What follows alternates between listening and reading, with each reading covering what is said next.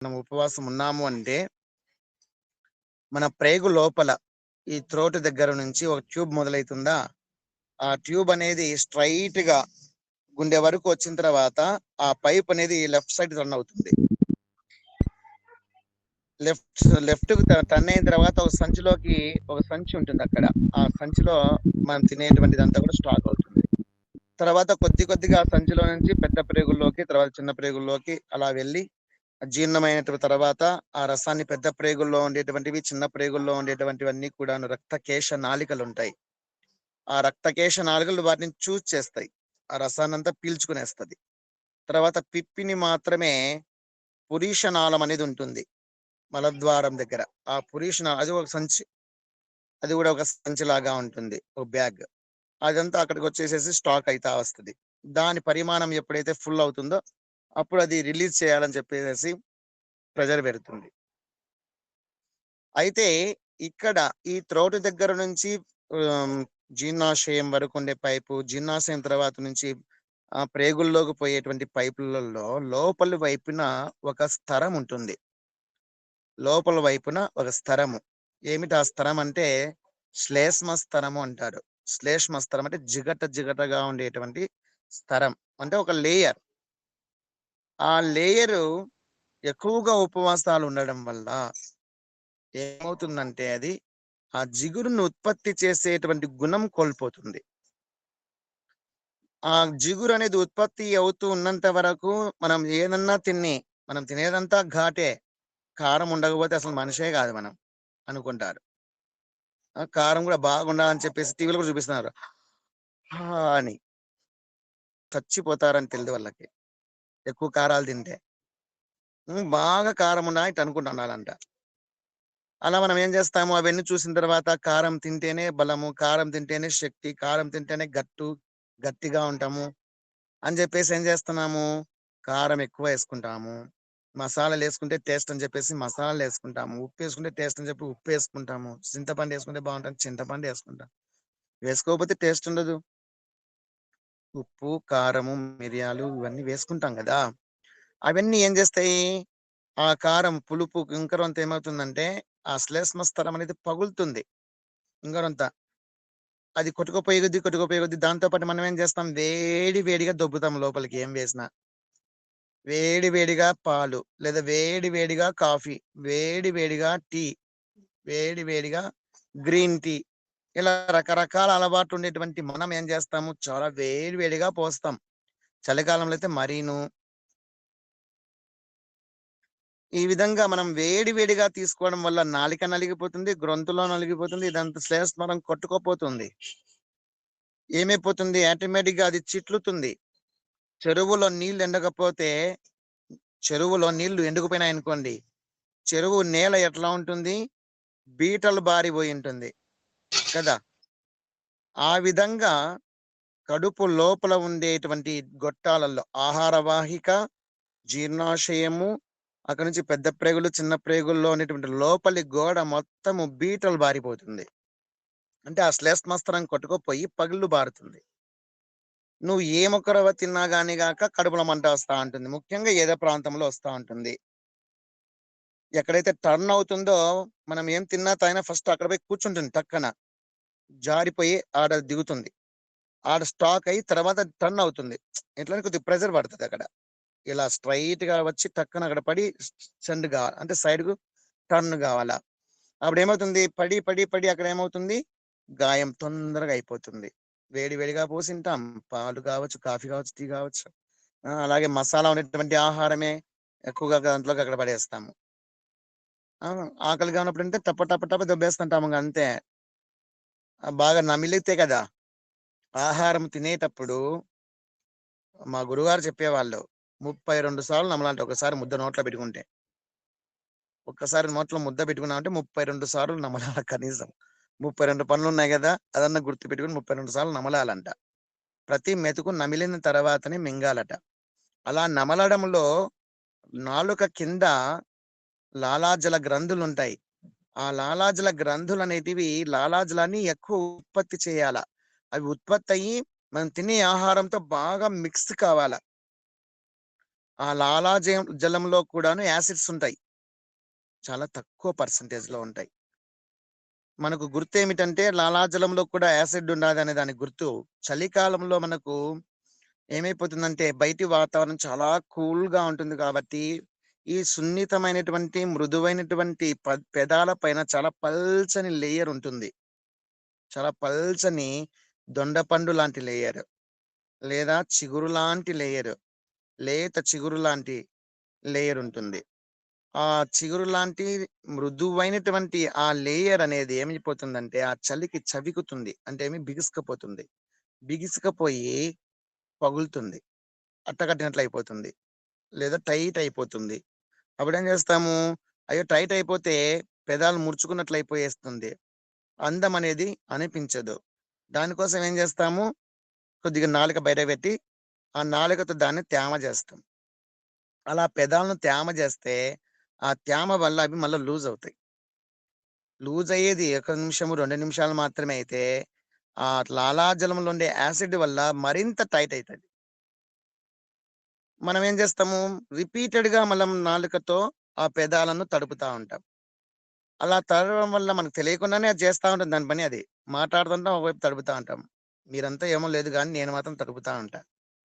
తద్వారా ఏమైపోతుంది? ఆ యొక్క ఎంగిల్‌లో మన లాలాజలంలో ఉండేటువంటి యాసిడ్ ఎక్కువ అంటే పల్చగానే ఉన్నప్పటికీ, చాలా తక్కువ పర్సెంటేజ్‌లో ఉన్నప్పటికీ రిపీటెడ్‌గా మనము ఆ పెదాల్ని ఆ లాలాజలంతో తడపడం వల్ల యాసిడ్ కదా! చిన్న పిల్లలకి ఎప్పుడైనా గమనించండి. ఇదంతా పొక్కులు పగిలిపోతుందసలు. ఈ ఎడ్జంతా పగిలిపోయి ఈ పెదాలు గూడా పగిలిపోయి రక్తం వచ్చేస్తది. చిట్లుతుంది. వీళ్ళు నవ్వితే చాలు. నవ్వినామంటే చాలు చిట్లిపోతది. చిట్లిపోయి రక్తం వస్తాంటది. ఎక్కువ వీళ్ళేం చేస్తుంటారు, ఇంగా ఎక్కువ తడుపుతుంటారు. పిల్లలకు తెలియదు గదా! పిల్లలకు తెలీదు, పెద్దలకు తెలీదు. ఎక్కువ తడుపుతా అంటారు. తడిపే కొద్దీ పేలవంగా తయారైతాయి. యాసిడ్‌కి ఇదంతా గూడా అదేది చిక్కిళ్ళు బారిపోయినట్లుగా అయిపోతాది. ఇదంతా నల్లగా అయిపోతుంది. కట్టిపోతుంది. పై పెదాలకట్లే, కింది పెదాలకట్లే. పెదవి యొక్క ఎడ్జ్‌లో నల్లగా అయిపోయేసి కట్టిపోతాయి. చూసేదానికి అసహ్యంగా ఉంటుంది. యాసిడ్ ఉంటుంది కాబట్టి. అందుకే నీకేదైనా పెదాలు ఎండకపోతున్నట్టు అనిపిస్తే, తేమ ఆరిపోతున్నట్టు అనిపిస్తే, బిగించినట్టుగా అనిపిస్తే వెన్న పూసుకో. మీగడ రాసుకో. కొబ్బరి నూనె రబ్ చేసుకో. లేదంటేనా వ్యాజ్లిన్ రాస్తాం సార్. వ్యాజ్ బాంబ్స్ వస్తున్నాయి గదా! లిప్ బామ్స్ ఇలాంటివి వేసుకోవచ్చు. లేదా మరి ఎక్కువ గాయాలైపోయి రక్తం వస్తుందనుకోండి, ఈ క్యాండిడ్ బి ఆయింట్‌మెంట్ కూడా బాగా పనిచేస్తుంది. క్యాండిడ్ బి అనేది. ఈ క్యాండిడ్ బి అనేటువంటి ఆయింట్‌మెంట్ క్యాండిడ్ బి గాని, క్లోసిప్ బి లేదా క్యాండిడ్ బి రాసి పెట్టుకోండి. ఇది ఆయింట్‌మెంట్ ప్రతి ఒక్కరి ఇంట్లో ఉంచుకుంటే మేలు. రాసుకోండి. Candid CANDID Candid B. దీని ఉపయోగాలన్నీ చెప్తాను వరుసగా రాసుకుంటా పోదురు మళ్ళా మీరు. క్యాండిడ్ CANDID క్యాండిడ్ చిన్న అడ్డగీత B capital B. Candid B skin ointment అని రాసుకోండి. లేదా క్లోసిప్ ఇవన్నీ కంపెనీ పేర్లు. CLOCIP క్లోసిప్ చిన్న అడ్డగీత పెట్టి B capital B skin ointment. ఇది ప్రతి ఒక్కరి ఇంట్లో ఖచ్చితంగా ఉంచుకోవాల్సినటువంటి ఆయింట్‌మెంట్. ఎందుకు ఉంచుకోవాలా అంటే దాని ఉపయోగాలు రాసుకోండి కింద. 1 ఎప్పుడైనా పెదాలు పగిలితే, కొద్దిగా గాయమైన, ఎక్కువ ఎండకపోతున్నట్టు అనిపించిన లైట్‌గా కొద్దిగా తీసుకొని తెల్లగా పట్టించాల్సిన అవసరం లే. నీగ్రో జాతి వాళ్ళలాగా. మన మీద కొద్దిగా అట్లా లైట్‌గా అది తెల్లగా ఉంటుంది ఆయింట్‌మెంట్ ఏమో లైట్‌గా కొద్దిగా తీసుకొని ఊరికే అలా పూస్తే చాలు. మెత్తగా పడిపోతుంది పెదవి. అంతేకాకుండా ఎంగిలి తగలడం వల్ల, వాతావరణ ప్రభావం వల్ల ఆడ బాక్టీరియా, వైరస్, ఫంగస్ చేరుకొని గాయం పెద్దగా చేస్తుంటాయి. ఈ చెక్కిళ్ళల్లో, ఈ చివర్లలో అది ఎక్కువ పేరుకుంటాయి క్రిములు, బాక్టీరియా. ఎందుకంటే అక్కడ గ్యాప్ ఉంటుంది కదా! మూలల్లో పెరగడానికి అవకాశం ఉంటుంది. ఆ ప్రాంతంలో అవి చేరుకొని మనకి ఎక్కువ ఇబ్బంది తెచ్చిపెట్టి, నొప్పి తెచ్చిపెట్టే పరిస్థితులున్నాయి. అందువల్ల ఈ ఆయింట్‌మెంట్ అనేది ఏంటంటే యాంటీ ఫంగల్ మరియు యాంటీ బాక్టీరియా, యాంటీ వైరల్ 3 రకాలుగాను ఉంటుంది. అందువల్ల ఇది చాలా ఉపయోగకరమైనటువంటిది. అది లైట్‌గా అలా పట్టిచ్చేస్తే హ్యాపీ.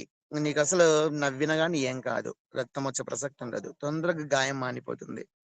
పెదాలనేటివి గాయాలు తొందరగా మానిపోతాయి. 1 ఆర్ 2 డేస్‌లోనే నీకు మామూలు స్థితికొచ్చేస్తాయి పెదాలు. ఒకటి. రెండోదొచ్చేసి ఆడవాళ్ళు ఎక్కువగా నీళ్ళతో సంబంధం పెట్టుకుంటారు గదా!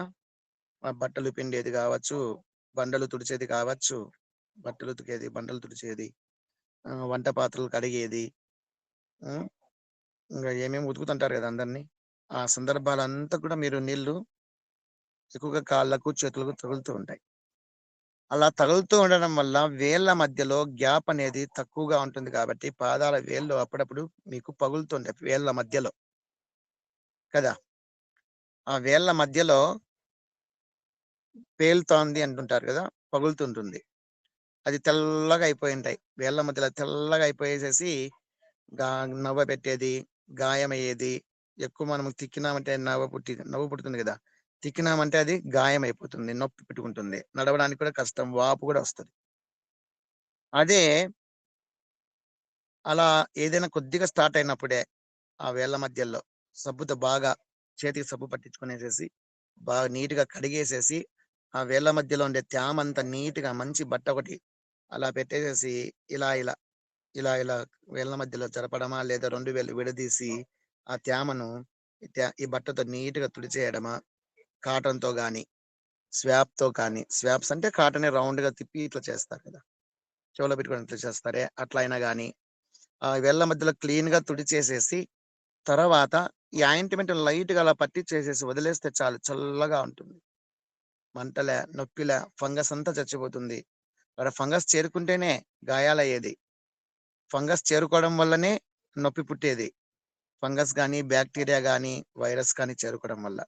అలా వేళ్ళు పగిలిన దానికి గూడాను, వేళ్ళ మధ్యలో పగిలిన దానికి గూడాను ఈ ఆయింట్‌మెంట్‌ని అప్లై చేయొచ్చు. కొద్దిగా ఉన్నప్పుడే పట్టిచ్చేస్తే వితిన్ 2 డేస్‌లో, 3 డేస్‌లో అది కంట్రోల్‌కొచ్చేస్తది. చాలా హాయిగా ఉంటది.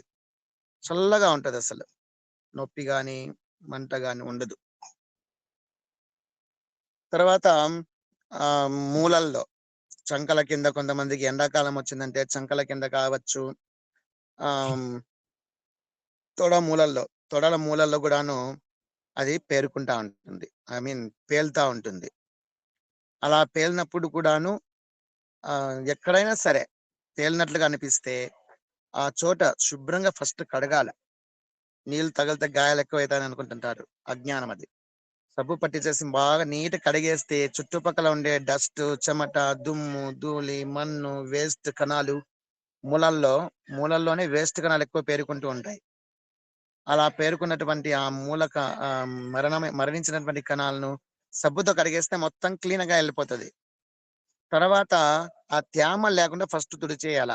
తేమ లేకుండా తుడిచేసి ఫ్రీగా ఆరిపోవాల బాగా. ఆరిపోయిన తర్వాత ఈ ఆయింట్‌మెంట్‌ని అప్లై చేస్తే చాలు. ఆటోమేటిక్‌గా చల్లబడిపోతుంది. గాయం తొందరగా మానిపోతుంది. ఆ పేలినది గూడా తగ్గిపోతుంది. పేలినట్లుగా ఉండేది గూడా తగ్గిపోతుంది. అలాగే కొంతమందికి పైల్స్ ఏర్పడుతుంటాయి. పైల్స్. అలా పైల్స్ ఏర్పడడానికి కారణము క్రానిక్ కాన్‌స్టిపేషన్స్. అంటేమి సరిగా మల విసర్జన కాకపోవడం. అలా మల విసర్జన సరిగ్గా కాకపోవడం వల్ల, సరిగ్గా తినకపోవడం వల్ల, బంధువుల ఇంటికి పోయినందువల్లనో, ప్రయాణాలు చేయడం వల్లనో వీళ్ళని నిలబెట్టేస్తారు. బంధువులింటికి పోయినప్పుడు, కొత్త ప్లేస్‌కి పోయినప్పుడు కొద్దిగా వెయిట్ చేయాల్సొస్తది. అట్లా దాన్ని నిరోధించే ప్రయత్నం జేస్తారు. అది గట్టిపడిపోతుంది. సరిగ్గా టాయిలెట్‌కి రాదు. అలా టాయిలెట్‌కి రాకపోవడం వల్ల చాలా నరకం. 2 రోజులైనా, 3 రోజులంటే నిర్బంధించేసేస్తే ఏమైపోతుంది? ఆటోమేటిక్‌గా అది క్రానిక్ కాన్‌స్టిపేషన్స్‌కి టర్న్ అయిపోతుంది. అలా టర్న్ అయిపోయిందంటే గనక మలం గట్టిపడిపోతుంది కాబట్టి బయటికి రాదు. బలవంతాన దాన్ని దొబ్బేయాలని ప్రయత్నం చేస్తారు. అప్పుడు పగిలిపోతుంది. మలద్వారం అనేది చీలిపోతుంది. అలా చీలిపోవడం వల్ల గాయమవుతుంది. రక్తమొస్తుంది. అక్కడ ఇన్ఫెక్షన్‌కు దారి తీస్తుంది. క్రిములు, బాక్టీరియా, వైరస్, ఫంగస్ ఏదైనా పెరుగుతుంది. ఇది ఎవరికి చెప్పుకునే విషయం కాదు, చెప్పారు. అలా కొద్దిగా గాయమైంది, ఒక డ్రాప్ రక్తం పడింది లేదా చేతికి రక్తం అయింది అంటేనా వెంటనే జాగ్రత్త పడాల. ఈ ఆయింట్మెంట్ అక్కడ సబ్బుతో కడిగేసేసి ఆయింట్మెంట్ కొద్దిగా డీప్ గా లైట్ గా అలా వేలుతో సబ్బుతో కడగాల ఫస్ట్. ఎక్కడైనా ఎప్పుడైనా సరే గాయాలు కావచ్చు, ఇట్లా పేలినటి కావచ్చు, ఏదైనా సరే వెంటనే సబ్బుతో బాగా కడిగేసేయాలి. రోజుకు 3 టైమ్స్ చేసుకున్నా మంచిదే. అలా సబ్బుతో నీట్ గా కడిగేసేసి తేమంతా ఒత్తేసేసి కాటన్ బట్టతో ఆయింట్మెంట్ కొద్దిగా లైట్ గా అలా పట్టించేసుకుంటే, కొద్దిగా డీప్ గా అలా పట్టించేస్తే చాలు. గాయం దగ్గర ఇన్ఫెక్షన్ పేరుకోదు, ఇన్ఫెక్షన్ చేరుకోదు. ఇన్ఫెక్షన్ అంటే ఏమి, బ్యాక్టీరియా, వైరస్, ఫంగస్ చేరుకోదు. తద్వారా ఆ గాయం అనేది తొందరగా దేహానికి రిపేర్ చేసుకునే గుణం ఉంది. భగవంతుడు ఇచ్చిన వరం అది. ఆ వర ప్రభావం చేత గాయాలు కానీ, ఏదైనా యాక్సిడెంట్ల ద్వారా జరిగినటువంటి తెంపులు తెగడం కానీ అయితే, ఆ లోపల ఏదైనా పుండ్లు తయారైనా వాటిని మళ్ళీ అది రిపేర్ చేసుకుంటుంది.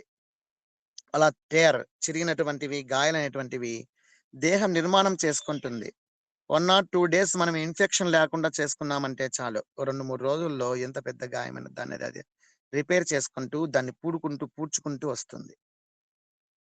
ఆ విధంగా గాయమైన దాన్ని మాన్పించుకునే శక్తి దానికి దేహానికి ఉంది. ఏమంటే బయట నుంచి క్రిములు చేరకుండా, బయట నుంచి క్రిములు అక్కడ పేరుకోకుండా మనము ప్రొటెక్ట్ చేయాల. లోపల రోగనిరోధక శక్తి ఎట్లా ఉంటుంది, దానితో ఇది సపోర్ట్ ఇస్తే గాయాలనేటివి తొందరగా తగ్గిపోతాయి. వాపు రాకూడదు. వాపు రావడం అనేది కూడా ఇన్ఫెక్షన్ కారణం. లోపల క్రిములు దండిగా చేరుకుంటున్నాయని లెక్క. అది నొప్పికి పెట్టుకోకూడదు. అందువల్ల వీళ్ళని తొందరగా ఈ ఆయింట్మెంట్ తొందరగా అప్లై చేసుకుంటే ఒకరి దగ్గరికి పోయే పనిలే, ఒకరు చెప్పుకునే పనిలే, ఒకరు చూపించుకునే పనిలే, ఒకరితో అనిపించుకునే పనిలే. ఇది మనము నిర్లక్ష్యం చేసామనుకోండి, చిన్న గాయంలో పోతుంది అనేసి మనం నిర్లక్ష్యం చేస్తే అక్కడ ఫంగస్ పెరిగిందా, ఇలా ఒక రోజు 2-3 సార్లు లేదా 2-3 రోజులు ఇలాగే కంటిన్యూ అయిందా, క్రానిక్ కాన్స్టిపేషన్స్ గట్టిగా మలం బ్లాక్ కావడం, అది బయటికి సరిగా రాకపోవడము, అలా ప్రెజర్ తో మనము చేయడము, అలా చేస్తే అదేమైపోతుంది, ఎక్కువ గాయం అయిపోతుంది. 2-3 రోజులకు అది పెద్దగా తయారైపోతుంది. అక్కడ ఎక్కువగా క్రిములు చేరుకోవడం వల్ల అది పైల్స్ గా టర్న్ అవుతుంది. పైల్స్ గా టర్న్ అయిందంటే గనక నరకం అక్కడి నుంచి మొదలవుతుంది. కూర్చున్నామంటా నొప్పి, పడుకున్నామంటా నొప్పి, అటు పొర్లినా నొప్పి, ఇటు పొర్లినా నొప్పి, నిలబడుకున్నా నొప్పి, నడిచినా నొప్పి. అది చెప్పుకోలేరు, చెప్పుకోలేరు అంతే. ఇక్కడ చూపించుకోలేరు, సిగ్గుతో చచ్చిపోతుంటారు. అలాంటి పరిస్థితి రాకూడదు కదా. వచ్చినప్పుడు అది పైల్స్ గా టర్న్ అయిందంటే ఇంకా ఆపరేషన్ దాకా వెళ్ళిపోవాల్సిందే అంతే. ఇంకా తినబుద్ధి కాదు, తాగబుద్ధి కాదు, నిద్రపోబుద్ధి కాదు, నిద్రపోనీకి లేదు, నరకం అనుభవిస్తుంటారు. ఎవరో గుర్తిస్తారు ఇంట్లో వాళ్ళు, అప్పుడు ఎందుకు అట్లున్నావు, తినకుండా ఉండవు, తాగకుండా ఉండవు, ఎందుకు అట్లున్నావు అని అడిగితే అప్పుడు చెప్పుకోలేక చెప్పుకోవాల్సి వస్తుంది. చెప్పుకుంటారు కూడా. అప్పుడు చచ్చినట్టుగా డాక్టర్ దగ్గరికి పోవాలా, సిగ్గుతో ఏం చేసుకోనికి ఇబ్బంది పడుతూ అనుభవించాల్సిన కర్మ పడుతుంది. అదే ఇటువంటి ఆయింట్మెంట్ ఉందనుకోండి మీ దగ్గర ఇంట్లో, అది కొద్దిగా గాయం కాగానే ఈ ఆయింట్మెంట్ 2-3 సార్లు, రోజుకు 3 సార్లు బాగా అప్లై చేశారు. సబ్బుతో కడిగేసి ఈ ఆయింట్మెంట్ అప్లై చేస్తే కనుక హాయిగా ఉంటుంది. నొప్పిలే, బాధలే, ఇన్ఫెక్షన్లే, తొందరగా గాయం మరుసటి రోజుగా తగ్గిపోయి ఉంటుంది. అలాంటి సందర్భం వచ్చినప్పుడు ఆ 2-3 రోజుల పాటు పెరుగన్నమే తినాల. పెరుగన్నము, మజ్జిగన్నమే తింటే సమస్యలే. చికెను, మటను, కోడిగుడ్లు, చేపలు ఇవి తినడం వల్లనే వాళ్ళకి ఆ కర్మ పట్టింటది ఫస్ట్ చెప్పాలంటే. ఎందుకంటే మసాలా ఐటమ్స్ తిన్నంత హీట్ ఎక్కువైతుంది. హీట్ ఎక్కువైనంత అది బిగింపు ఎక్కువైతుంది. ఆ మలద్వారం ఓపెన్ కాదు హీట్ ఎక్కువైందంటే. అలాగే తడి బట్టలు వేసుకోవడము, కొద్దిగా తేమ ఉండంగానే వేసుకోవడము, ఆ డ్రాయర్ కావచ్చు, లోపల అండర్ వేర్స్ కావచ్చు, లేదా చుట్టూ వేసుకునేటువంటివి లో దుస్తులు కావచ్చు, ఇవి తేమగా ఉండంగానే వేసుకోవడం వల్ల కూడాను హీట్ ఎక్కుతుంది. దేహానికి ఒక తత్వం ఉందని తెలుసు కదా మీకు. బయట వాతావరణం వేడిగా ఉంటే చర్మం పట్టుకొని చూడండి, చల్లగా ఉంటుంది. ఎండాకాలంలో నీ శరీరం పట్టుకుంటే చల్లగా ఉంటది, వేడిగా ఉండదు. అదే చలికాలం చూడండి, బయట వాతావరణం చల్లగా ఉంటే నీ చేయి పట్టుకొని చూడండి, వెచ్చగా ఉంటది. ఇది దేహానికి ఉండేటువంటి ప్రకృతి. ఈ దేహ ప్రకృతి ఇలా ఉంటుంది. బయటి వాతావరణానికి అనుగుణంగా బ్యాలెన్స్ చేసుకునే నిమిత్తం బయటి వాతావరణానికి తట్టుకునే శక్తి తట్టుకునే విధంగా తయారు కావాలి. కాబట్టి బయట వాతావరణం వేడిగా ఉంటే దేహము చల్లబడుతుంది. అదే బయటి వాతావరణం చల్లగా ఉంటే దేహం వేడికి బ్యాలెన్స్ చేసుకుంటూ ఉంటుంది. నువ్వు లోదుస్తులు వేసుకునేటప్పుడు ఇంకా ఆరకుండానే, ముఖ్యంగా వర్షాకాలంలో చలికాలంలో మాటే చెప్తున్నా, ఇంకా సరిగా ఆరిండవు, అట్లాగే వేసుకునేస్తారు, ఆరిపోతాయిలే అనేసి. ఏమైతుంది, బయట వాతావరణము చల్లగా ఉంటుంది. అప్పుడు ఏమైతుంది, ఆ లోదుస్తులు చల్లగా ఉండడం వల్ల దేహం ఏం చేసుకుంటుంది, వేడి పుట్టించుకుంటుంది. అప్పుడు మలద్వారం దగ్గర వేడి అధికంగా తయారవుతుంది. అలా వేడి అధికంగా తయారైనప్పుడు నొప్పి విపరీతంగా తయారవుతుంది. అది క్రానిక్ కాన్స్టిపేషన్స్ కు దారి తీస్తుంది. క్రానిక్ కాన్స్టిపేషన్స్ కు దారి తీసిందంటే విపరీతమైనటువంటి నొప్పితో బాధపడాల్సి వస్తుంది, ఇబ్బంది పడాల్సి వస్తుంది. అందువల్ల ఈ ఆయింట్మెంట్ అక్కడ అప్లై చేయడం వల్ల మీకు మంచి జరుగుతుంది. అలాగే కూల్ గా ఉండేటువంటివి, ఐ మీన్ చలువ చేసేటువంటిది, పెరుగన్నము, మజ్జిగన్నము, నిమ్మరసం జ్యూసు, క్యారెట్లు, క్యారెట్ రసము, పెసర మొలకలు, ఇలా ఫైబర్ ఉండేటువంటివి తీసుకోవాలా. చపాతి, రొట్టెలు తింటే ఇంకా హీట్ ఎక్కువ, అవి ఇంకా ఇబ్బంది కలిగిస్తాయి. చెప్పాలంటే మాక్సిమం ఇలా క్రానిక్ కాన్స్టిపేషన్స్ ఉన్నటువంటి వాళ్ళు పెరుగన్నమే తినాల, మజ్జిగన్నమే తినాల, పాలు అన్నము తినాల. ఒక 3 రోజులు ఆ విధంగా కాస్త పథ్యం పాటిస్తే కావాల్సినంత ఆ పెరుగులో, పాలల్లో, మజ్జిగలో వెన్న కూడా దొరుకుతుంది. ఆ వెన్న వల్ల కూడాను, వెన్న, నెయ్యి ఉంటుంది కదా, ఆ జిగురు అనేది, ఈ శ్లేష్మ స్తరం అని చెప్పానే, జిగురు స్తరము, దానికి ఇది సపోర్ట్ చేస్తుంది. ఫ్రీగా మోషన్ అయ్యేదానికి దారి తీస్తుంది. అది ఎండకపోకుండా, మలం అనేది ఎండకపోకుండా, గట్టి పడిపోకుండా ఈ యొక్క మజ్జిగన్నము, పెరుగన్నము, పాలన్నం అనేది తయారు చేస్తుంది. ఫ్రీగా మోషన్ అయ్యేదానికి దారి తీస్తుంది. దాంతోపాటు క్యారెట్ రసము తాగడము, లేదా క్యారెట్ జ్యూస్ చేసుకొని తాగడం, లేదా క్యారెట్ తినడము, అలాగే పెసర మొలకలు తినడము. ఉప్పు కారం బాగా తగ్గించి తినాల. అలాంటప్పుడు ఉప్పు కారం బాగా తిన్నారా, నార్మల్గా తిన్నా కానీ చాలు, ఎక్కువైపోతుంది ఆ టైంలో. నార్మల్ గా ఉండేటువంటి ఉప్పు కారం కూడా ఎక్కువైతుంది ఆ క్రానిక్ కాన్స్టిపేషన్ సమయంలో, లేదా ఫైల్స్ ఉన్న సందర్భంలో. మామూలు ఉప్పు కారం కూడా ఎక్కువే.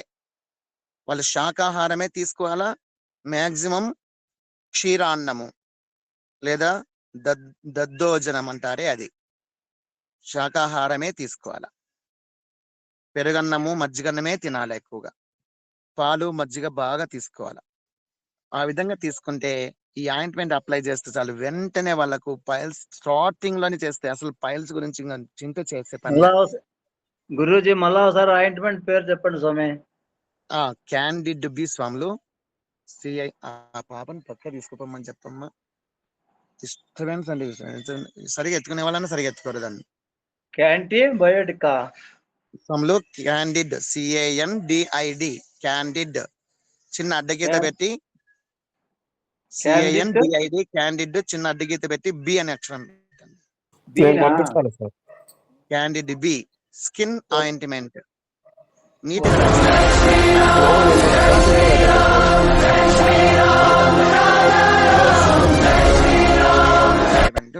మీ గ్రూప్ లో దాన్ని పెడతారులేండి. ఇది చాలా ఉపయోగకరం. ఎక్కడ పేలినా, ఎక్కడ గాయాలైనా కానీ అప్లై చేసుకోవచ్చు. గాయాలు ఎక్కడైనా కానీ, ఎప్పుడైనా గాయాలు అవుతాయి, తెగుతుంది, దీన్ని పెట్టుకోవచ్చు, ఏం దోషం కాదు, నష్టము లేదు. పెదాలు పగిలినా కానీ పెట్టుకోవచ్చు. నోట్లోకి పోతే, గొంతులోకి పోతే, కడుపులోకి పోతే ఏమవుతుందంటే ఏం కాదు. నేను అనుభవంతోనే చెప్తున్నా. అందువల్ల ఇది చాలా ఇంపార్టెంట్ అయినటువంటి ఆయింట్మెంట్. పిల్లలకు కావచ్చు, పెద్దలకు కావచ్చు, ఆడవాళ్ళకు కావచ్చు, మొగళ్ళకు కావచ్చు. ఇది చాలా అవసరం. ఈ ఆయింట్మెంట్ గురించి మీ కుటుంబ సభ్యులకు అందరికీ చెప్పి పెట్టినండి. అందరికి దాని వివరణ ఇవ్వండి. అప్పుడు వాళ్ళకే, మన వాళ్ళకే, ఎవరికైనా సరే ఆ విధంగా మలద్వారం దగ్గర క్రానిక్ కాన్స్టిపెన్సెస్ ఏర్పడి పైల్స్ స్టార్ట్ అయిన మూమెంట్ ఏమైనా తెలిసిందంటే వాళ్ళే దాన్ని అప్లై చేసుకుంటారు, తొందరగా దాన్ని ముగింపు చేసుకుంటారు. ఒకసారి అది మొదలైందంటే నరకం అనుభవించాలా, డాక్టర్ దగ్గర పోతే వేలు ఖర్చు పెట్టాలా, మళ్ళీ ఆపరేషన్స్ కి చాలా ఇబ్బంది కదా. అంత కర్మ పట్టదు. ఇదైతే కనుక 70-80 రూపాయలు లేదా 100 రూపాయలు కావచ్చు ఆయింట్మెంట్. ఇది ఒకసారి తీసుకుంటే దాని టైం ఎంత వరకు ఉందో, సంవత్సరమైనా దాన్ని అట్లా పెట్టుకోవచ్చు, అవసరం బట్టి వాడుకోవచ్చు. ఇది ఈ ఆయింట్మెంట్. ఈ విధంగా మనం అన్నం భోంచేసేటప్పుడు కథలోకి వచ్చాం, అసలు విషయంలోకి వచ్చేద్దాం. ఏకాదశి గురించి చెప్పుకుంటున్నాం కదా, ఆ ఏకాదశిలో నుంచే పక్కకు వచ్చాం. అన్నం భోంచేసేటప్పుడు 32 సార్లు నమిలి మింగాలని చెప్పాను. ఎందుకు అంటే లాలాజలంలో కూడాను యాసిడ్ ఉంటుంది. ఆ యాసిడ్ అనేది అన్నంతో కలవాల. ఈ లాలాజలం కూడా అన్నంతో కలవాల.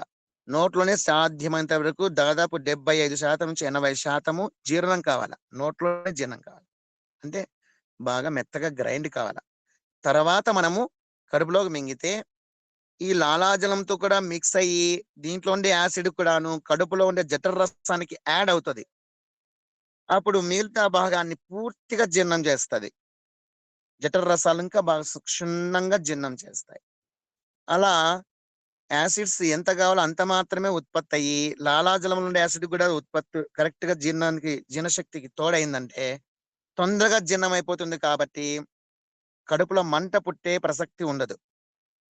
అది జీర్ణం కాకపోవడం వల్ల జఠర రసాలు సరిగా ఉత్పత్తి కాక అంటే జఠర రసాలు సరిపడంత ఉత్పత్తి కాకపోవడం వల్ల ఈ లాలాజలం సరిగా మిక్స్ కాకపోవడం వల్ల గుటుక్కున మింగేయడం వల్ల ఫాస్ట్ గా తినేయడం వల్ల ఈ లాలాజలం సరిగా అంటే ఐక్యం కాదు కదా.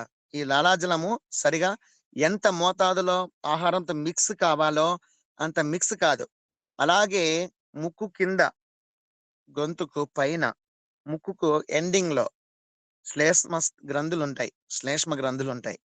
కఫ గ్రంథులు అంటారు, కఫం అంటారు చూడండి. ఆ కఫం కూడాను మనం భోంచేసేటప్పుడు కొద్దిగా ఆ కఫ గ్రంథులు కూడాను కొద్ది కఫాన్ని దాంతో మిక్స్ చేస్తాయి. ఆ కఫం కూడా మిక్స్ కావాలా. అప్పుడు ఫ్రీగా జారిపోతుంది ఆహారం అనేది గొంతులో నుంచి కడుపులోకి. అలా ఫ్రీగా జారిపోయేటట్టుగా ఉండాల. అందుకు మనం అవకాశం ఇవ్వాల. అందుకే భోంచేస్తే గబ్బ గబ్బ గబ్బ గబ్బ 5 నిమిషాలు మింగేయడం గొప్ప కాదు. నెమ్మదిగా, నింపాదిగా, స్పష్టంగా, నీట్గా, ప్రశాంతంగా తినాల.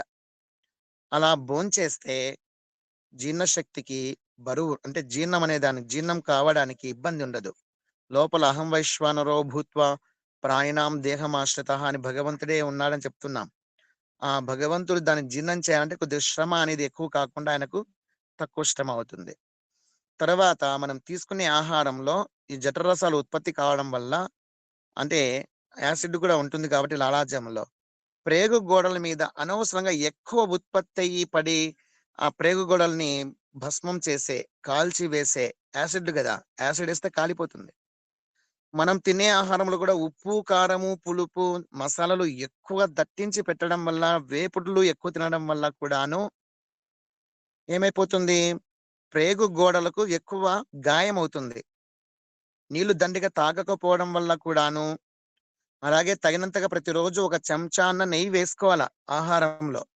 అలా నెయ్యి కూడా వేసుకోకపోవడం వల్ల ఏమైపోతుందంటే కావాల్సినంత జిడ్డు దేహంలో ఆహారం జారిపోవడానికి కావాల్సిన జిడ్డు అందకపోవడం వల్ల ఆ శ్లేష్మస్తరానికి కావాల్సినటువంటి జిడ్డు అందకపోవడం వల్ల ముఖ్యంగా మజ్జిగ, పెరుగు, పాలు, మజ్జిగ, పాలు, పెరుగు వాడకపోతే అయ్యో నాకు చిన్నప్పటి నుంచి అలవాటు లేదండి, నాకు ఇష్టమే లేదు, చూస్తే వాంతికి వస్తుంది.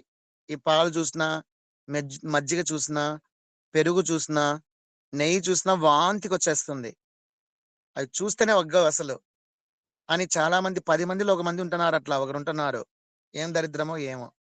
మళ్ళా చికెన్లు, మటన్లు పీక్క తింటారు బాగా. చేపలు, గుడ్లు గుడ్డుకుని మింగేస్తారు. ఈ పాలు, పెరుగు, మజ్జిగ అంటే పడదంట. ఏది అలవాటు చేసుకోవాలో అది అలవాటు చేసుకోరు. ఏది అలవాటు చేసుకోకూడదో అది బాగా అలవాటు చేసుకుంటారు. ప్రకృతి సిద్ధాంతం అలాంటిదేమో మరి, కర్మ కొద్ది. తెలిసిన వాళ్ళు కూడాను అట్లాగే కొనసాగిస్తూ ఉంటారు. ఏది వదిలేయాలో మనస్ఫూర్తిగా మనసు పెట్టి వదిలేయాల. పాలు, పెరుగు, మజ్జిగ, వెన్న, నెయ్యి సమీకృత ఆహారం, సంతులన ఆహారం, దేహానికి దగ్గరగా ఉండే ఆహారం, ఆరోగ్యకరమైన ఆహారం. చిన్నప్పుడు బర్త్ చికెన్, మటన్ తిని బతకలే, అమ్మ పాలు తాగే బతికినాం. పాలల్లో ఏముంటుందో ఆ రసం, ఆ విటమిన్స్ తోనే ఈ దేహం దృఢపడింది. మెడ నిలబెట్టలేని బిడ్డ మెడ నిలబెట్టగలిగింది 2-3 నెలలకే. కాళ్ళు చేతులు ఆడించేటువంటి బిడ్డ చక్కగా పట్టుకునే గ్రిప్ వస్తుంది 6 నెలలు 8 నెలలకే. నిలబడే శక్తి వస్తుంది 9 నెలలు 10 నెలలకే. సంవత్సరం అయ్యేటప్పటికి నడక మొదలవుతుంది. పాలతోనే మొదలవుతుంది. పాలల్లోనే ఎంత కావాలంత బలం ఉంది. ఏమేం విటమిన్స్ కావాలనో, ఏమేం మినరల్స్ కావాలనో, ఎంత ఫ్యాట్స్ కావాలనో అవన్నీ లభిస్తాయి. పాలనేటివి సమీకృత ఆహారం, సమిష్టి ఆహారం, సంతులన ఆహారం.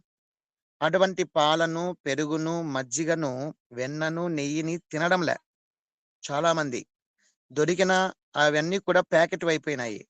దాంట్లో ఉండాల్సినటువంటి విటమిన్స్, మినరల్స్ అన్ని లాగేసిన తర్వాత వేసేస్తున్నారు బయటికి.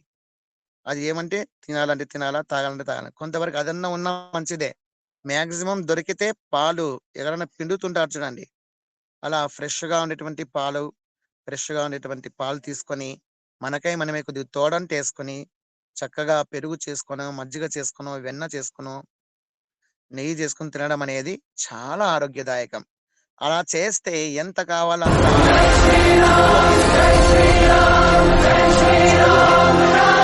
స్తరం అని చెప్పాను కదా, శ్లేష్మ స్తరం అనేది. ఆ స్తరానికి ఇది సపోర్ట్ చేస్తుంది.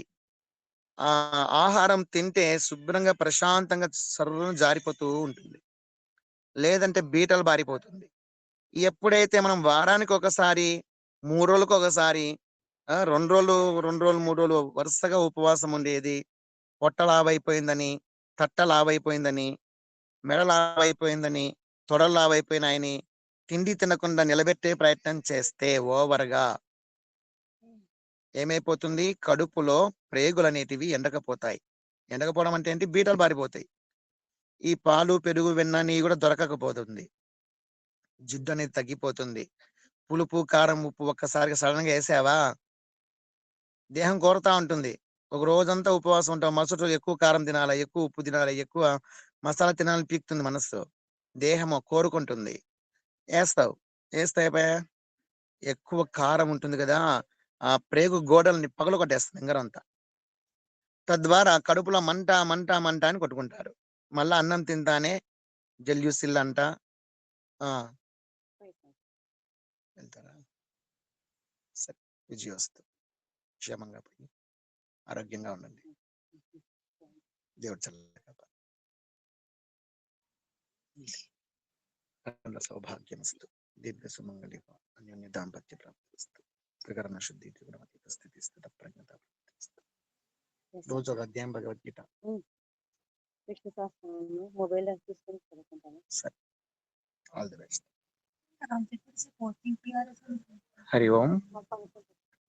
ఆ విధంగా భోజనం చేసేటప్పుడు ఎక్కువగా ఉపవాసాలు ఉండడం వల్ల వారానికి ఒక రోజు కూడా ఎక్కువేది. శాస్త్ర ప్రకారము, ధర్మశాస్త్రాల ప్రకారము, మహాత్ములు మహర్షులు నిర్ణయించిన దాని ప్రకారము, సాక్షాత్ శ్రీకృష్ణ పరమాత్ముడే పాండవులు అరణ్యవాసంలో ఉన్నప్పుడు మీకు అక్షయ పాత్ర ఉంది కదా అని చెప్పేసి దొబ్బద్దండి, వరుస పెట్టి ఏం కావాలంటే అది తీసుకొని తినొద్దండి, 15 రోజులకు ఒక్కసారి మీ కడుపును శుభ్రం చేసి పెట్టండి అని చెప్పేసి కొన్ని నియమాలు పెట్టి ఏకాదశి వ్రతాన్ని గురించి శ్రీకృష్ణ పరమాత్మ పాండవులకు ఉపదేశించినాడు అరణ్యవాసంలో ఉన్నప్పుడు. అప్పటి నుంచి పాండవులతో పాటు ఉండేటువంటి 1000 మంది పరివారం అంతా కూడాను ప్రతి ఏకాదశికి ఉపవాసం చేస్తూ వచ్చినారు. శ్రీలక్ష్మక్క చెప్పినట్లుగా ఉందా? శ్రీలక్ష్మి అక్క ఉందా? దశమి రోజే ముందు రోజు, ఏకాదశి ముందు రోజు, దశమి రోజు ఒక్క పూటే భోంచేయాల. ఒక్క పూట మాత్రమే భోంచేసేసి మిగతాదంతా ఉపవాసం ఉండాలా. ఏకాదశి అంతా కూడాను డే అండ్ నైట్ 2 పూట్ల కూడాను ఏకాదశి అంతా పూర్తిగా ఉపవాసం ఉండి ద్వాదశ గడియల్లో ఎంటర్ కాగానే భోంచేయాలా అనేది శ్రీకృష్ణ పరమాత్మ ఆనాడు ఉపదేశించినటువంటి ఉపదేశం. పాండవులు ఆ విధంగా దశమి రోజు ఒక్క పూట మాత్రమే భోంచేసి మిగతా 2 పూట్ల ఉపవాసము మరియు ఏకాదశి అంతా కూడా ఉపవాసం ఉండి ద్వాదశ గడియల్లో భోజనం చేసేవారు, పారణ చేస్తారు అంటారు. భోజనం చేయడాన్ని పారణ చేయడం అంటారు. అది కూడాను భగవంతునికి అర్పించి ఉద్యాపన చేస్తారు.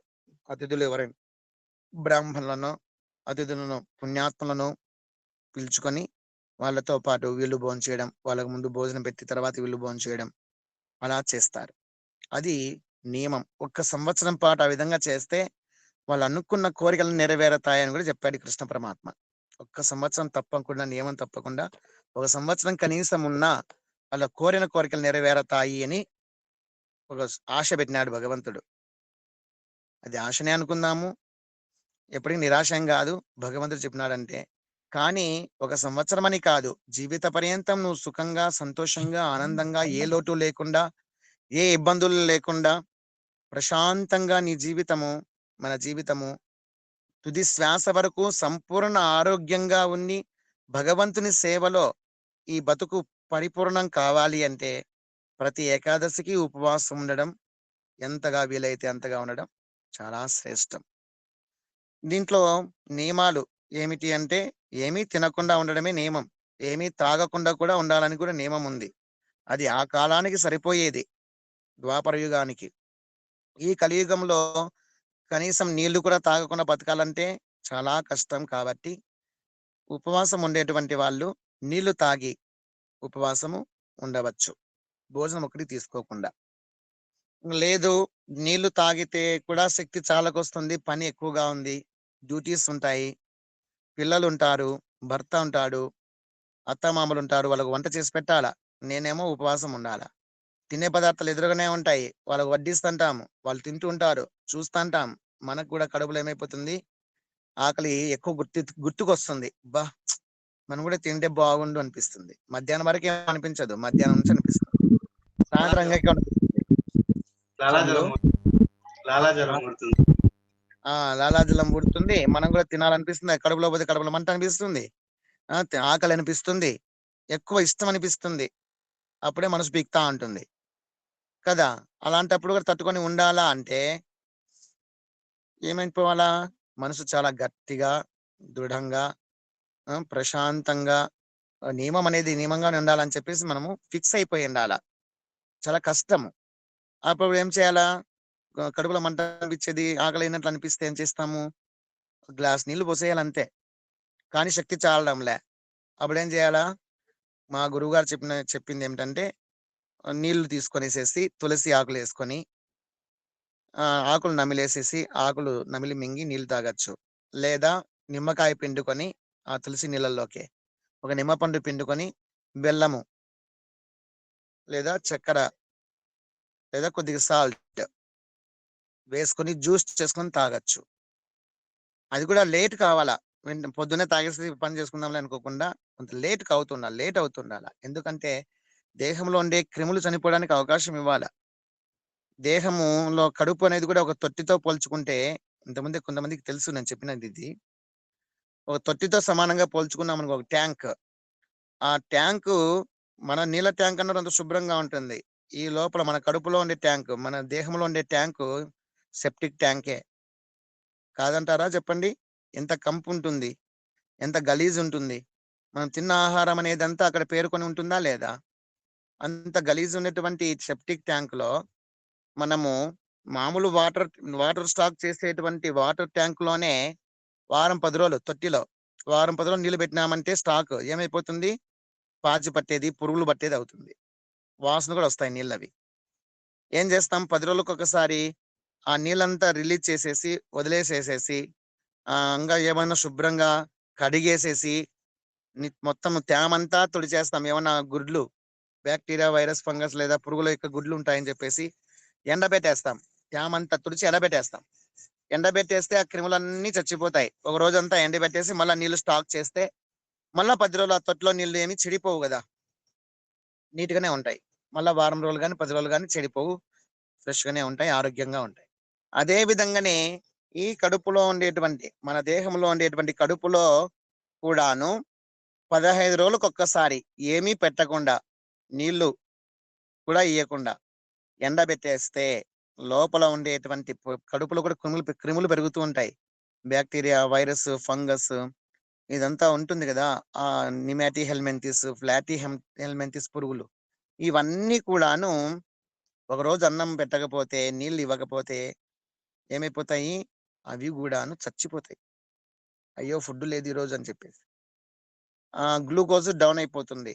ఒక రోజంతా ఉండగలిగినామంటే రక్తంలో గ్లూకోజ్ డౌన్ అయిపోతుంది. రక్తంలో కొన్ని క్రిములు బతుకుతూ ఉంటాయి ఆ గ్లూకోజ్ తిని. వాటికి కూడాను రక్తంలో పెరుగుతున్నటువంటి ఈ మలేరియా క్రిములు కావచ్చు, డెంగ్యూ క్రిములు కావచ్చు, కరోనా క్రిములు కావచ్చు, ఇంకా వేరే వేరే ఏమేమి క్రిములు ఉన్నాయి అవన్నీ కూడాను రక్తంలో ఉండే ఫుడ్‌ను తిని బతుకుతుంటాయి. మినరల్స్‌ను, విటమిన్స్‌ని, ఆహారాన్ని తింటాం గదా మనము. ఆ ఆహారం అంతా రక్తంలో కలుస్తుంది గదా! దాన్ని తిని క్రిములు బతుకుతుంటాయి. అవన్నీ కూడాను చచ్చి ఊరుకుంటాయి. గ్లూకోజ్ డౌన్ అయిపోతుంది కాబట్టి. మినరల్ సప్లై ఉండదు కాబట్టి. అలాగే మనకు షుగర్ వచ్చే మూవ్‌మెంట్ ఏదన్నా దగ్గరలో పడి ఉన్నా మన కర్మ కొద్దీ ఏదన్నా షుగర్ దగ్గర దగ్గర బార్డర్‌లో ఉన్నామనుకోండి. ఇట్లా 10 రోజులకోసారి ఉపవాసం ఉన్నారనుకోండి. టాబ్లెట్ మింగే పని అక్కర్లా బార్డర్‌లో ఉండేది ఇంక తగ్గిపోతుంది. బార్డర్ దాటి ఏమన్నా 1, 2, 1, 10, 10, 10, 15 పాయింట్లు అట్లా ఉండేది కూడాను బార్డర్‌లోకొస్తుంది. నెలలు గడిచే కొద్దీ, ఏకాదశులు చేసే కొద్దీ బార్డర్ కంటే ఇంక తగ్గిపోయి నార్మల్ స్థితికొస్తుంది. టాబ్లెట్లు మింగే దరిద్రమే లే. ఒక్కసారి డాక్టర్ల దగ్గరికి పోయి షుగర్ వచ్చిందని తెలిసిందా, ఇంక మన పండ పెట్టినట్లే వాళ్ళకు. ఇంక పండగే వాళ్ళకు రాజు డాక్టర్లు. 10 రోజులకొకసారి రావాలా, నెలకొకసారి చూపించుకోవాలా, వారానికోసారి చూపించుకొని పోతుండండి, ఫీజులు ఇచ్చిపోతుండండి, డబ్బులు కట్టిపోతుండండి అని చెప్పేసి చిన్నగా, సింపుల్‌గా, నీట్‌గా, నాజూగ్గా మీకు సలహాలిచ్చి పంపిస్తారు. బీపీలు కూడాను అంతే. బీపీ కూడాను మనకు బార్డర్‌లో ఉన్నామనుకోండి, బీపీ ఎంత ఉండాలంటే 120/80 ఉండాల నార్మల్. 120/80, 125/80, 130/85, 140/90 వరకు ఉన్న నార్మల్ కిందకి అదేం పెద్ద సమస్య కాదు. అయితే కొద్దిగా బార్డర్‌కొచ్చినామని లెక్క. 100 దాకా వచ్చిందా ఎక్కువైపోయిందని లెక్క. 140/90 నో ప్రాబ్లమ్. బార్డర్‌లో ఉన్నామని లెక్క. 90, 95, 140, 150/90, 90, 95 ఇట్లా ఉందనుకోండి. అది బార్డర్‌లో ఉన్నావని లెక్క. ఇలా ఏకాదశి ఒక రోజంతా నువ్వు తినకుండా డే అండ్ నైట్ ఉన్నావా, నువ్వు బీపీ గురించి ఇంక లెక్కే చేసే పనిలే. బాధపడే పనిలే. డాక్టర్‌కి పోతావు. పోయినావంటే డాక్టర్ చెప్తాడు నీకు బీపీ పెరిగింది టాబ్లెట్ వాడు అని. ఎన్నాళ్ళు వాడాలంటే ఇంక చచ్చినంత వరకు వాడాల్సిందే అంటాడు వాడు. అవసరమే లేదు. బతికినంత కాలం బాతలు మింగుతూ బతకాల్సిన అవసరం లే బీపీలకి. ఉప్పు, కారం తగ్గిస్తే చాలు. మసాలాలు తగ్గిస్తే చాలు. టెన్షన్ థైరాయిడ్ తగ్గిస్తే గురూజీ? చాలు. ఓకేయ? థైరాయిడ్ గురూజీ? థైరాయిడ్ కూడా కంట్రోల్‌కొస్తుంది. హైపోథైరాయిడ్ అని, హైపర్ థైరాయిడ్ అని ఉంది కదా! వాటికి వాటి ప్రాబ్లమ్స్ అన్నీ కూడా రిలాక్స్‌కొచ్చేస్తాయి. ఒక రోజంతా ఉపవాసం ఉంటావా, హైపో ఉందనుకోండి. హైపో అంటే ఏమి? తక్కువైపోయింది. ఐ మీన్ థైరాయిడ్ స్రవించాల్సినటువంటి థైరాయిడ్‌ని థైరాక్సిన్ ఉత్పత్తి చేయాలి గదా! అది తగ్గించింది అనుకోండి. సెక్రెషన్స్ తగ్గివైపోయినాయనుకోండి. ఒకరోజు ఉపవాసం పెట్టావనుకోండి, ఏం పెట్టలేదనుకోండి. దానికి ఫుడ్ కావాలి గదా! అది బిగుసుకుపోతది. ఒక రోజంతా బిగుసుకుపోయేసేసి మరుసటి రోజు ఫుడ్ ఇవ్వగానే అదేమైతుంది? యాక్టివ్ అవుతది. రిలీజ్ చేయాల్సినటువంటిది కంట్రోల్ నార్మల్‌గా రిలీజ్ చేసేది మొదలవుతుంది. ఒకవేళ హైపర్ ఉందనుకోండి, ఉపవాసం పెట్టామనుకోండి, అది ఎక్కువ ఉత్పత్తి చేసేది ఒకరోజు ఫుడ్ పెట్టలేదు. దానికి కూడా ఫుడ్ అందకపోతే ఏమైతే డల్ అయిపోతది. ఆటోమేటిక్‌గా ఏం చేస్తుంది? అది రిలీజ్ చేస్తే తగ్గిస్తుంది. ఈ విధంగా ఏ రకంగా తీసుకున్నా, ఏ కోణంలో ఆలోచన చేసినా ఉపవాసం అనేది చాలా ఆరోగ్యదాయకమని అన్ని రకాలుగా ప్రయోగాలు చేసి క్యాన్సర్ కణాలను చెప్పారు ఒకరు. క్యాన్సర్ కణాలు ఉత్పత్తి అవుతున్నటువంటి స్థితిలో 10 రోజులకు ఒకసారి ఉపవాసం ఉంటే ఆ క్యాన్సర్ కణాలను మింగేస్తది. దేహమే మింగేస్తది. 15 రోజులు పెరుగుతుందా? ఒక రోజు ఉపవాసం ఉంటాం. ఒక రోజంతా ఫుడ్ లేదు గదా! ఆ క్యాన్సర్ కణాల మీద పడతది దేహము. అది జీర్ణం చేసుకొని దాన్ని శక్తిని ఉపయోగించుకుంటుంది. దేహానికి సప్లై చేస్తది. ఆ చచ్చిపోయిన కణాలన్నీ చెమట రూపంలోనో, యూరిన్ రూపంలోనో, మలద్వారం ద్వారానో బయటికెళ్ళిపోతది. క్యాన్సర్ కణాలు చచ్చిపోయినవన్నీ. పగలగొట్టేసి క్యాన్సర్ కణాలని పగలగొట్టి శక్తిని సప్లై చేస్తుంది దేహానికి. దేహము. దేహానికే దేహమే ఆ క్యాన్సర్ కణాలను పగలగొట్టుతుంది. దాంట్లోని సారాన్ని శక్తిగా మార్చి దేహానికి సప్లై చేస్తది. అని చెప్పి మన దేశస్తులు కాదు, జర్మనీ దేశస్తులో, జపాన్ దేశస్తులో దాని మీద ప్రయోగాలు చేసి ఇండియాకొచ్చి మన ఏకాదశి మీద ఉపవాసం మీద ప్రయోగాలు చేసి క్యాన్సర్ కణాలు తినేస్తుంది, బీపీని కంట్రోల్ చేస్తుంది, షుగర్ని కంట్రోల్ చేస్తుంది, వాపు, పిత్తము, ఉం, వాత పిత్త శ్లేష్మ సంబంధమైనటువంటి కఫం సంబంధించినటువంటి రోగాలను కూడా కంట్రోల్ చేసేస్తోంది. సకల రోగ నివారణ అయిపోయింది. ఇది ఒక మంచి దివ్య ఔషధం లాగా పనిచేస్తుంది ఏకాదశి ఉపవాసము అని చెప్పి ప్రయోగాలతో సహా నిరూపిస్తే వాళ్ళకి అత్యంత పవర్ఫుల్ అయినటువంటి అంతర్జాతీయ నోబెల్ బహుమతి వాళ్ళకి సిద్ధించింది లాస్ట్ ఇయర్. ఎప్పుడో కాదు, మళ్ళా పోయిన సంవత్సరంలోనే 2023లో నోబెల్ బహుమతి వాళ్ళకి వచ్చింది. ఏకాదశి మీద మన దేశస్తులు దీని మీద ప్రయోగాలు చేయరు, చేస్తే వాళ్ళను తిక్కలోకుల కింద లెక్క వేస్తారు. ఇది ఎప్పుడో చెప్పి పెట్టినారు మన ఋషులు మహర్షులు 6000 సంవత్సరాల క్రితం, 5000 సంవత్సరాల క్రితం, 5000 సంవత్సరాల క్రితమే శ్రీకృష్ణ పరమాత్మ చెప్పి ఉన్నాడు కదా, ఇది చాలా ఆరోగ్యదాయకము అని, ఉండండి అని. అప్పుడు నోబెల్ బహుమతులు లేవు. 5000 సంవత్సరాల తర్వాత అదే ప్రయోగాన్ని వీళ్ళు చేసి నిరూపించినందుకు దాన్ని నిరూపించినారు వీళ్ళకు నోబెల్ బహుమతి వచ్చేసింది. ఈ విధంగా మాక్సిమం మనం ఏదో విధంగా ఏకాదశి 15 రోజులకు ఒక్కరోజు చాలు. డ్రై కాదు, కడుపు లోపల ప్రేగులు ఎండికపోవు, నీళ్లు తాగుతాం కాబట్టి కొద్దిగా సపోర్ట్ వస్తుంది, లోపల ఉండే క్రిములన్నీ చనిపోతాయి, చాలా ఆరోగ్యంగా ఉంటాం. ఒక అక్కగారు చెప్పినట్టు తేలిక అవుతుంది. అనవసరమైన క్రొవ్వంతా పొట్ట చుట్టూ, నడుము చుట్టూ, తొడల మీద పేరకపోయి ఉంటది, అదంతా ఖర్చు అవుతుంది. ఖర్చు పెట్టాలని లేదా మీకు? ఖర్చు అయితే బరువు తగ్గితే పనులు సులభంగా చేసుకుంటాం. మన పనులు మనం చేసుకోవడం కూడా ఇబ్బంది పడకూడదు కదా. ఇప్పటికి కూడా మీరు ఎవరైనా కింద కూర్చుంటే చేయి పెట్టి పైకి లేస్తున్నారంటే వాళ్ళు చాలా బరువు ఎక్కినారని లెక్క. కింద చేయి పెట్టకుండా లేయాల. కూర్చున్న వాళ్ళు కింద నుంచి లేస్తా అంటే వితౌట్ సపోర్టింగ్, ఏదాన్ని పట్టుకోకుండా కింద చేయి పెట్టకుండా లేయాల. వితౌట్ సపోర్ట్ లేస్తున్నారంటే వాళ్ళు ఇంకా హెల్తీగా ఉన్నారు, తగినంత బరువులో ఉన్నారు, అతి బరువులో లేరు అని ఎవరికి వాళ్ళే బేరీ చేసుకోండి. అంతకు మించి చేయి పెడితేనే, కింద సపోర్ట్ ఉంటేనే లేసేదానికి అవుతుందంటే వాళ్ళు బరువు తగ్గాలని వాళ్ళే లెక్క. అంతే. ఎవరి దగ్గర పోయి నువ్వు బరువు ఉన్నావు తగ్గించుకో, ఒబేసిటీ ఉంది తగ్గించుకొని చెప్పించుకునే పనిలే. ఇదొకటే గుర్తు మీకు. వితౌట్ సపోర్ట్ నువ్వు లేస్తున్నావా, హ్యాపీ. విత్ సపోర్ట్ తో లేస్తున్నావా, అన్హ్యాపీ. దాని బరువు తగ్గించుకునే ప్రయత్నం చేయాలా. ఇలా ఉపవాసం ఖచ్చితంగా దశమి రోజు ఒక పూట తిని ఏకాదశంతో ఉపవాసం ఉండి ద్వాదశ గడిలో తినాలి. అటువంటి వాళ్ళు తింటే నార్మల్ స్థితికి విత్ ఇన్ 1 year లో వచ్చేస్తారు. కృష్ణ పరమాత్మ చెప్పింది 100కు 200% కరెక్ట్ అవుతుంది. కృష్ణ పరమాత్మ సాక్షాత్ జగద్గురువు కదా, ఆయన తెలియకుండా ఏముంది, ఖచ్చితంగా జరుగుతుంది. ఏ క్లినిక్లకు పోయే పని లేదు, ఏ రిపోర్ట్లు సపోర్ట్లు తీసుకోవాల్సిన అవసరం లేదు. ఈ హెర్బల్ ఇవన్నీ కూడా తాత్కాలికమైనవే, మళ్ళీ మొదటికి వస్తాయి పరిస్థితులు. ఒక సంవత్సరం పాటు ఖచ్చితంగా దశమి రోజు ఉండాల. అలా వెయిట్ ఎక్కువ ఉండేటువంటి వాళ్ళు దశమి రోజు ఒక్క పూట ఫుల్గా లాగిచ్చేసి ఆ రోజంతా ఉపవాసం ఉండి ఏకాదశి రోజు కేవలం నీళ్లు మాత్రమే తాగి. ఎందుకంటే నేను చెప్పేది నీళ్లు మాత్రమే తాగమంటున్నానంటే, నువ్వు నిమ్మరసం జ్యూసో పాలో మజ్జిగో తాగుతానన్నా అనుకో, పాలో మజ్జిగో నిమ్మరసం జ్యూస్ తాగితే రక్తంలో అవన్నీ కలుస్తాయా? క్రిములు చావవు కదా. వారికి కావాల్సిన ఫుడ్ సప్లై అవుతుందా? కడుపులో ఉండే పురుగులు కూడా ఏదో ఫుడ్ దొరుకుతుంది కదా. అవి చచ్చేది ఎట్లా? అవి ఎప్పుడు చనిపోతాయి? మళ్ళీ 10 రోజుల వరకు నువ్వు అట్లా ఉండవు. మళ్ళీ నాన్ స్టాప్ వేస్తూనే ఉంటాం. నాన్ స్టాప్ గా వేస్తూనే ఉంటాం. తినేదో తాగేదో దేవుడు ఇస్తున్నాడు తింటున్నామంటాం ఏమన్నంటే కదా.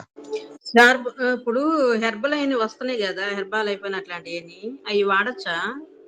వెయిట్ అదే తగ్గడానికి అని, బీపీ షుగర్ కానీ అట్లా వాడుతుంటున్నారు కదా. వాడచ్చక్క. నెలకు 10,000 15,000 పెట్టచ్చు, ఖర్చు పెట్టచ్చు, వాడచ్చు. అవి వాడినంత కాలం బాగుంటావు. అవి స్టాప్ చేస్తే మళ్ళా మొదటికి వస్తాయి పని. కాబట్టి ఆలోచన చేసుకుని గురుజీ నా దగ్గర ఒకరు వాడారు, అది వాడక ముందే మంచుకున్నారు, అది వాడి బంద్ చేశాకే హెల్త్ ప్రాబ్లమ్స్ వచ్చాయి. యాలు చెప్తావక్కయ్య అవన్నీ నువ్వు. మిగతా వాళ్ళు ఏదో బాగుపడినాయి, వాళ్ళన్నా బాగుపడినాయి. మీరేంటి ఇట్లా చెప్తే వాళ్ళు తీసుకునే వాళ్ళకి తీసుకోకుండా పోతారు. వాళ్ళు బతకద్దా హెర్బల్ వాళ్ళు? ఏం రజ తక్కువ, నువ్వు మాత్రం బాగుండాలా. హెర్బల్ వాళ్ళు మాత్రం బాగుండకూడదు. ఆహారం తీసుకుంటే కూడా వ్యాపారస్తులు బాగుపడుతున్నారు కదా గురుజీ. ఎట్లయినా ఒకటే మంచిగా ఇది కరెక్ట్ గా ఉంటే అయిపోతుంది కదా. అందుకే కాబట్టి న్యాచురల్ ఎప్పటికీ న్యాచురల్, సహసిద్ధంగా మంచిది. ఇది ఆరోగ్యదాయకం, ఎటువంటి అనారోగ్యాలకు దావు లేదు. ఉంటే ఉపవాసం ఉండడం వల్ల నాజుగ్గా తయారవుతారు, చాలా అందంగా తయారవుతారు, బాగా ఫిట్నెస్ పెరుగుతుంది. అందరూ ఇవన్నీ మీరు చెప్పినారు కదా, ఇవన్నీ మీరు చెప్పినవి నేను చెప్తున్నా, రిపీట్ చేస్తున్నాను. చాలా హెల్తీగా ఉంటారు. అంగాంగ సౌష్ఠవం స్పష్టంగా ఉంటుంది. వయసు కూడాను ఎక్కువ వయసు వాళ్ళ కనపరారు, చిన్న వయసులా కనపడతారు, తెలుసా. కాబట్టి ఎటు చూసినా ఏకాదశి ఉపవాసము ఆరోగ్యదాయకం. రూపం దేహి, జయం దేహి, యశోదేహి, జహి.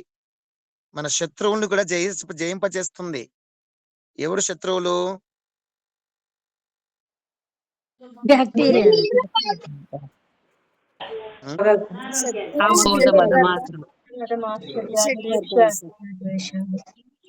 ఏం అర్థం కాలేదు. చిన్న పిల్లవాడిని, నాకు ఇట్లాంటివన్నీ మీకు ఒకరొకరుగా చెప్తే నేను ఇప్పుడే కదా పుట్టిందని చెప్పాను. నేను ఈ రోజే పుట్టినా.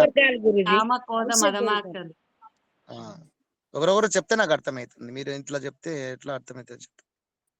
అరిషట్ వర్గాలు, ఈ అరిషట్ వర్గాల శత్రువులు కామము, క్రోధము, లోభము, మోహము, మదము, మాత్సర్యము. ఈ ఉపవాసం ఉండడం వల్ల కంట్రోల్కి వస్తాయి, తగ్గుతాయి, శృతి మించవు, గతి తప్పవు, అతి కావు.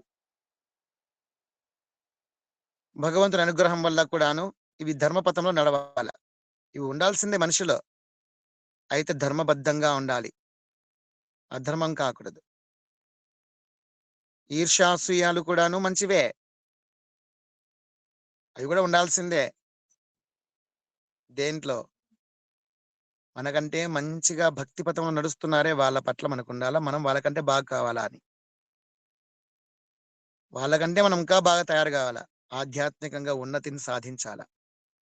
ఆమె 15వ అధ్యాయం నోటి నేర్చుకుందంట, నాకు ఇంకా రాదు, ఎందుకు నేర్చుకోకూడదు?